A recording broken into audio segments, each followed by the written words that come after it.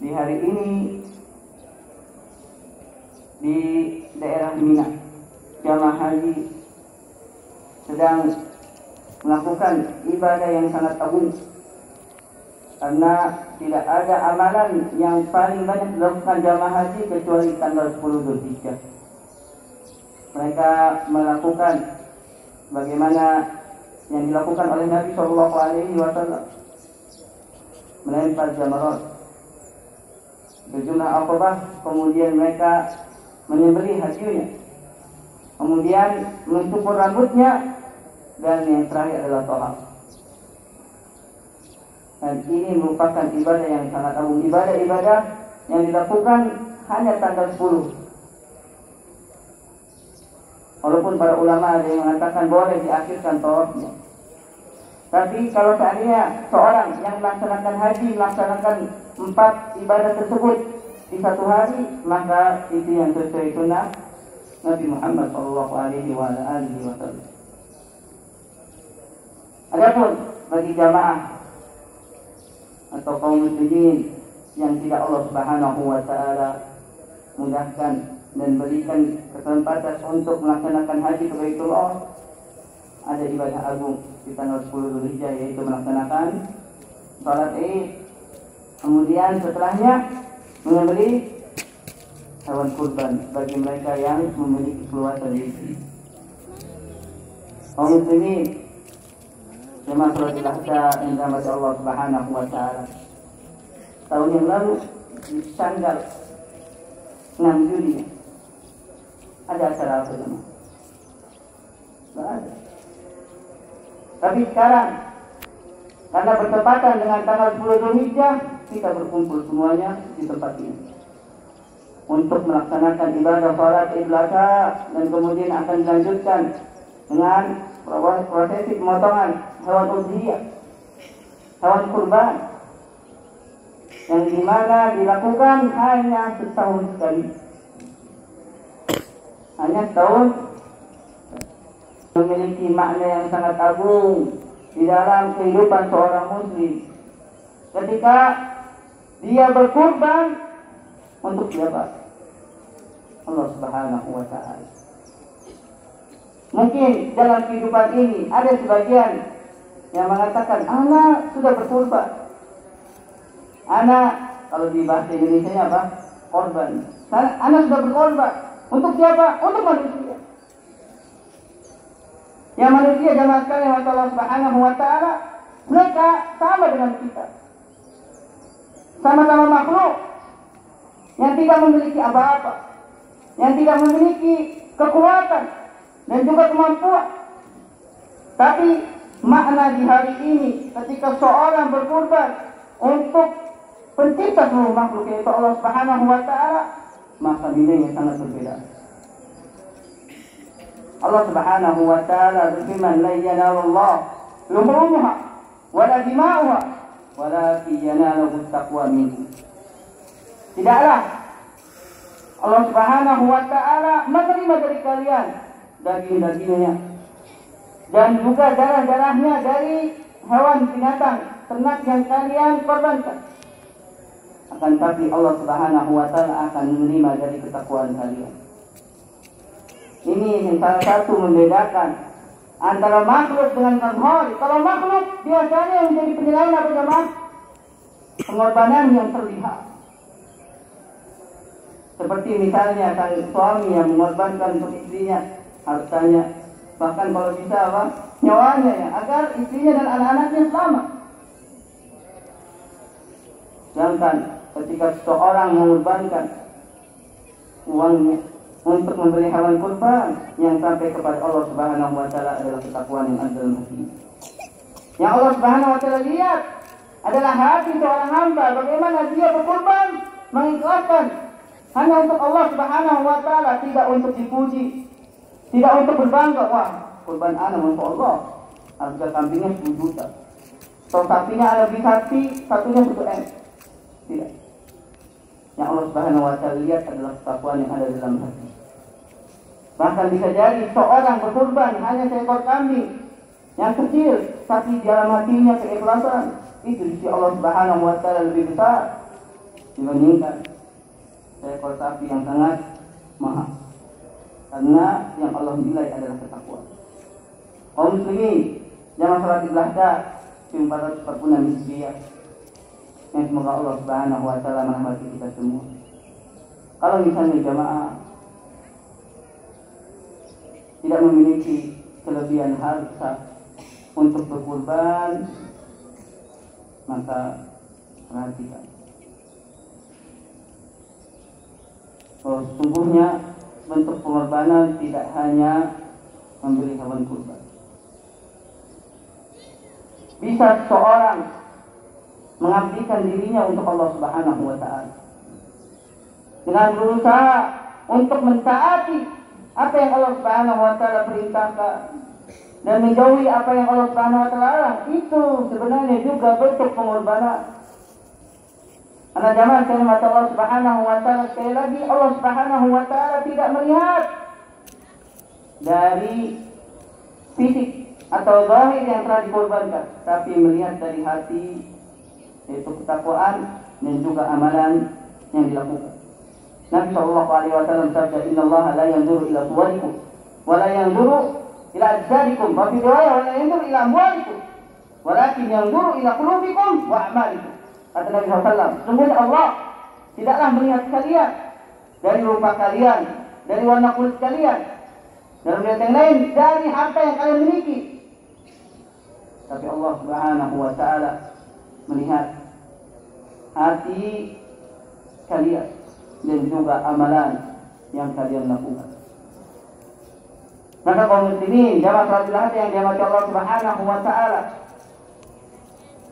korbankan apa yang antum miliki, apa yang antum ingin persembahkan kepada Allah Subhanahu wa taala dari amalan. Apalagi kita masih berada di salah satu hari-hari yang terbaik, yaitu 10 hari awal dari bulan Dzulhijjah. Kalau seandainya kita tidak bisa mengorbankan harta kita untuk berkorban, maka jangan pelit antum untuk mengorbankan lisan antum untuk banyak berzikir kepada Allah Subhanahu wa taala. Banyak bertakbir, takbir, Allahu Akbar, Allahu Akbar, Allahu Akbar, la ilaha illallah, Allahu Akbar, Allahu Akbar, walillahil hamd. Ketika membaca lafaz tersebut, apakah ada yang membayar? Apakah ada yang letih jemaah? Tidak. Itu sesuatu yang gratis, sesuatu yang ringan. Tapi di sisi Allah Subhanahu wa taala sangat berat. Maka kalau seandainya harta kita tidak bisa kita membeli hewan kurban, jangan kita pelit untuk mengorbankan lisan kita untuk banyak berzikir kepada Allah Subhanahu wa taala di hari yang mulia ini. Di hari di mana Allah Subhanahu wa taala sangat senang melihat hamba-hambanya mengagungkan syiar-syiar Allah Subhanahu wa taala. Bagaimana Allah Subhanahu wa taala firman, "Dzalika wa may yu'azzim sya'air Allah fa innaha min taqwal qulub." Itulah bagi mereka yang mengagungkan syiar-syiar agama Allah Subhanahu wa taala. Syiar adalah ibadah atau prosesi ibadah yang sengaja memang diperintahkan untuk ditampilkan. Bagaimana kita melaksanakan salat Id dan nanti menyembelih kurban di tempat yang ramai agar orang bisa menyaksikan syiar agama Allah Subhanahu wa taala yang mulia, dan tidak lain itu berasal dari ketakwaan yang ada dalam hatinya. Kaum muslimin, jamaah salat Idul Adha yang dirahmati Allah Subhanahu wa taala, hendaknya pengorbanan yang dilakukan oleh seorang muslim benar-benar berasal dari ketakwaan yang ada dalam hatinya. Kalau kita merenungkan kisahnya Nabi Ibrahim alaihi salam, kata para ulama, ujian sebenarnya Nabi Ibrahim alaihissalam, sebagaimana dikatakan oleh Imam Qayyim rahimahullah taala, sebenarnya pengorbanan bukan anaknya, tapi pengorbanan yang ada dalam hatinya. Ketika Nabi Ibrahim alaihissalam tidak kunjung mendapatkan anak, beliau terus berdoa kepada Allah Subhanahu wa taala hingga ketika mencapai umur 90 tahun baru Allah Subhanahu wa taala karuniakan anak. Anak yang pertama yang dinamakan Ismail alaihi salam. Falamma balagha ma'ahu sa'ya, ketika berada di umur yang mendekati balik, Nabi Ibrahim alaihissalam diperintahkan oleh Allah Subhanahu wa taala dalam mimpinya untuk menyembelih anak satu-satunya yang saat itu. Dan Nabi Ibrahim alaihissalam telah menunggu sekian tahun lamanya. Ini arafil manam ani adbahu fanzur madza tara. Sungguhnya aku dalam mimpi diperintahkan untuk menyembelih engkau wahai anakku. Bagaimana pendapatmu? Apa jawaban anaknya yang takwa kepada Allah dan berbakti kepada kedua orang tuanya? Wahai ayahku, lakukanlah apa yang diperintahkan. Engkau akan mendapati, insya Allah dengan izin Allah Subhanahu wa taala dan kehendaknya, termasuk orang-orang yang besar. Falamma aslama wa tallahu lil-jabin, ketika mereka berdua sudah mempersahkan jemaah dirinya dan juga anaknya. Ada dalam riwayat disebutkan Nabi Ibrahim tidak mewakilkan jemaah. Nabi Ibrahim sendiri yang menyembelih anak. Wa tallahu lil-jabin, dan saat itu anaknya yaitu Ismail sudah dibandingkan dan pisau sudah berada di mana? Di tekuknya Nabi Ismail. Disebutkan dalam riwayat Nabi Ismail mengatakan, wahai ayahku, sebelum engkau menyembelih, telungkupkanlah badanku ya, agar aku ketika engkau menyembelih tidak melihat apa yang kau lakukan.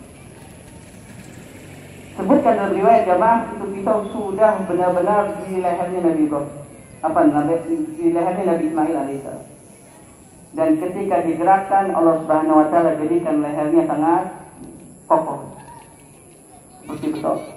Kemudian Allah Subhanahu wa taala mengatakan, wa nadainahu ayya Ibrahim. Wahai Ibrahim, qad saddaqta ru'ya. Sungguh engkau telah membenarkan apa? Perintah Allah Subhanahu wa taala dan mimpi. Inna kadzalika najzil muhsinin. Kami yang akan membalas kepada orang-orang yang berbuat baik. Inna hadza lahuwal bala'ul mubin. Semuanya ini benar-benar suatu ujian yang nyata. Wa badainahu bidzikrin azim, dan kami tebus anak itu dengan seekor sembelihan yang besar. Kalau kita renungkan jemaah sekalian Allah Subhanahu wa taala, ternyata kata Imam Bukhari rahimahullah taala, Allah Subhanahu wa taala sebenarnya tidak ingin memerintahkan untuk menyembelih anaknya, tapi ingin memerintahkan untuk menyembelih kecintaan. Karena Nabi Ibrahim alaihissalam adalah kekasihnya siapa? Allah Subhanahu wa taala, diberi gelar Khalilur Rahman. Dan Allah Subhanahu wa taala ingin menyembelih seluruh cinta Nabi Ibrahim kecuali cinta kepada Allah Subhanahu wa taala. Hingga dia mau mengorbankan anaknya. Karena seorang ayah di antara yang paling dicintai adalah anaknya. Apalagi yang sudah dia tunggu-tunggu kehadirannya. Bahkan dalam keadaan saat cinta-cintanya seorang ayah kepada anaknya, Allah Subhanahu wa taala memerintahkan untuk menyembelih. Dan sejatinya bukan untuk menyembelih anaknya, tapi menyembelih cinta yang ada dalam hati. Maka jamaah sekalian, mata Allah Subhanahu wa taala terakhir, seandainya antum masih juga keluar lidah untuk berzikir, maka korbankan apa yang ada dalam hati antum hanya untuk Allah Subhanahu wa taala. Antum tidak mengampakkan kecuali kepada Allah. Antum tidak mencintai dengan cinta yang besar kecuali kepada Allah Subhanahu wa taala, hanya berharap kepada Allah dan hanya takut kepada Allah Subhanahu wa taala. Ini adalah pengorbanan yang walaupun dipandang ringan tapi memiliki makna yang besar. Ketika seorang beribadah dengan hatinya, dia hanya berharap kepada Allah, dia hanya bertawakal kepada Allah, dia meminta kepada Allah Subhanahu wa taala, dia hanya bergantung kepada Allah Subhanahu wa taala. Dia hanya berharap kepada Allah Subhanahu wa taala, dia tinggalkan seluruh makhluknya. Dan dia hanya mengorbankan apa yang ada dalam hatinya dan perasaannya hanya untuk Allah Subhanahu wa taala. Dan ini merupakan salah satu juga pengorbanan yang besar dan tidak semua orang mampu melakukannya. Makanya jemaah sekalian, Abu Bakar radhiyallahu taala anhu, kenapa beliau menjadi seorang yang mulia setelah para Nabi Rasul, yang paling mulia setelah para Nabi Rasul, karena yang ada dalam keimanannya, dalam hati. Sebagaimana kata Umar bin Khattab radhiyallahu taala anhu, kalau seandainya iman seluruh umat Nabi Muhammad SAW ditimbang dengan imannya Abu Bakar radhiyallahu taala anhu, sungguh imannya Abu Bakar itu lebih berat daripada seluruh imannya umat Nabi Muhammad SAW. Maka hatilah dengan hati kamu. Kalau seandainya harta kita tidak mampu mengorbankan, bisa juga sulit untuk mengucapkannya, maka hati kita korbankan hanya untuk Allah Subhanahu wa taala. Kita berharap, meminta dan takut. Kemudian amal-amal hati yang lainnya percaya hanya kepada Allah Subhanahu wa taala. Mudah-mudahan itu yang akan mendatangkan kasih sayang kita kepada Allah Subhanahu wa taala. Di hari yang mulia ini jemaah, kita sisahkan waktu untuk berdoa kepada Allah Subhanahu wa taala agar Allah Subhanahu wa taala memberikan kepada kita kasih sayangnya. Allah Subhanahu wa taala berkenan menurunkan kepada kita ampunan serta rahmatnya. Semoga dengan itu kita menjadi termasuk orang-orang yang bahagia, tidak hanya di dunia tapi juga di akhirat kelak. Dan juga jangan lupa jemaah mendoakan saudara-saudara kita di mana? Di Palestina. Yang sekarang mereka masih saja dibombardir, ya, walaupun berita-berita seolah-olah bisu tidak mau mengabarkan apa yang terjadi pada saudara-saudari kita. Tapi Allah Subhanahu wa taala Maha mengetahui apa yang telah mereka lakukan. Allahumma shalli ala Muhammad wa ala ali Muhammad kama shallaita ala Ibrahim wa ala ali Ibrahim innaka Hamidum Majid. Wa barik ala Muhammad wa ala ali Muhammad kama barakta ala Ibrahim wa ala ali Ibrahim innaka Hamidum Majid. Allahumma ighfir lil muslimina wal muslimat wal mu'minina wal mu'minat al ahya'i minhum amwat innaka sami'un qaribun mujibud da'wat ya qadiyal hajat. Rabbana zalamna anfusana wa illam taghfir lana wa tarhamna lanakunanna minal khasirin. Allahumma ansur ikhwanal muslimin al-mutata'afina fi kulli makan. Allahumma ansur ikhwanal muslimin al-mutata'afina fi kulli makan. Allahumma ansur ikhwanana fi Palestin. Allahumma ansur ikhwanana fi Gaza. Allahumma jawi jurhahu wa afi mubtalahu. Allahumma shfi mardahum. Allahumma ihfadhum bihifdzika ya rabbal alamin. Allahumma taqabbal syuhada'ahum. Allahumma jabbir asqahum ya rabbal alamin. Allahumma ansurhum nasran aziza. Allahumma alayka bil yahudi al-ghafilin. Allahumma alayka bil yahud alladhina la yu'minunaka ya rabbal alamin innaka antal azizul hakim. Rabbana atina fid dunya hasanah wa fil akhirati hasanah wa qina adzabannar.